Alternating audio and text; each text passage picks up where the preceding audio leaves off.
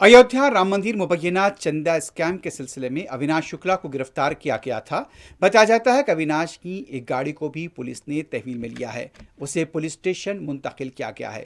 खुसूसी team मुसलसल तहकीकात कर रही है। इस दौरान राम मंदिर के बाद उत्तराखंड के बद्रीनाथ धाम के हवाले से भी संगीन इल्जाम सामने आए हैं।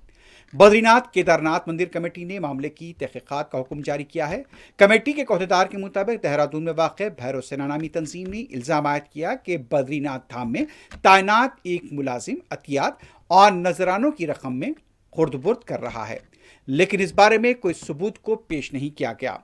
पहले राम मंदिर का मामला सामने आया, अब बद्रीनाथ का। अब इसको लेकर एक तरह की बेचैनी देखी जा रही है, क्योंकि यहाँ पर जिस तरह का मामला राम मंदिर का सामने आया उसमें बाज़ अहम नाम सामने आए हैं, जिसमें ख़ास तौर पर चंपत राय का नाम शामिल है और उसके साथ साथ गोपाल राव का नाम सामने आया है। लेकिन अपोजिशन जमातों का कहना है कि बड़े लोगों को छोड़कर निचली सतह के लोगों को इस पूरे मामले में गिरफ्तार किया गया है।